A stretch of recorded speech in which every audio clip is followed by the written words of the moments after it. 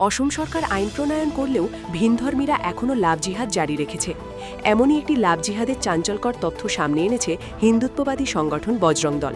নির্দিষ্ট তথ্যের ভিত্তিতে মঙ্গলবার শিলচরের গোলদিঘি মলে গোল্ড সিনেমা হল থেকে বজরং দলের সদস্যরা নাবালিকা সহ ভিনধর্মী যুবককে পাকড়াও করেন। বজরং দলের সদস্যরা সংবাদ মাধ্যমকে জানান, হিন্দু পরিচয় দিয়ে দুধপাতিল এলাকার আব্দুস কুদ্দুস বড়ভূইয়ার পুত্র সুজয় বড়ভূইয়া হিন্দু নাবালিকাকে প্রেমের জালে ফাঁসিয়ে কুকর্ম চরিতার্থ করে আসছিল।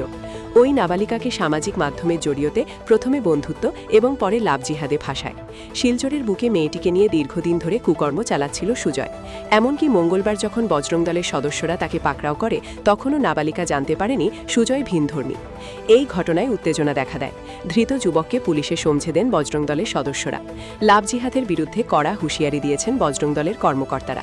আসুন শুনি কি বলছেন তারা। শিলচর শহরে ফের একবার হিন্দু পরিচয় দিয়ে একটি ভিন্নধর্মী যুবক লাভ জিহাদের মাধ্যমে ফাঁসিয়েছে আমাদের এক নাবালিক হিন্দু বোন।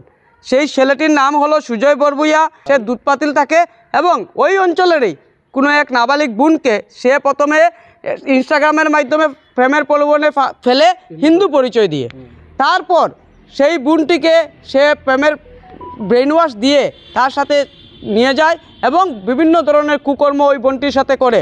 এবং গতকালকে আমরা তাকে হাতে নাতে ধরতে পারলাম এবং ধরার পর এই বোনটি আমাদেরকে জানিয়েছে যে সে কিভাবে প্রতারণা করে একটি হিন্দু মেয়েকে ফাঁসিয়েছে।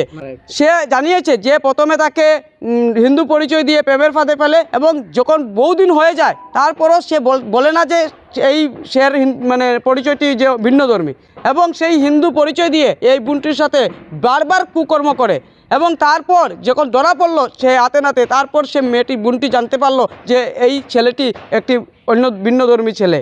তাই আমরা বলে দিতে চাই বজরং দল থেকে স্পষ্টভাবে যে লাভ জিহাদিতে কোনোভাবে ছেড়ে দেওয়া হবে না, এবং লাভ জিহাদ যদি ধরা হয় তার একদম কোমর ভেঙে দেওয়া হবে, এটা আমাদের স্পষ্টবাদ। তাকে ধরা হয়েছে, সে মুভি দেখতে গিয়েছিল বিগ বাজারে এবং সেখান থেকে বেরোনোর পর তার আগে আমাদের কাছে কিছু ফটো এসেছিল এবং সেই ফটোর ভিত্তিতে তাকে ধরা হয়েছে। এবং যখন পর্যন্ত আমরা ধরেছি সেই সময় পর্যন্ত ওই বোনটি জানতো না যে ওই ছেলেটি যে ভিন্নধর্মী বলে।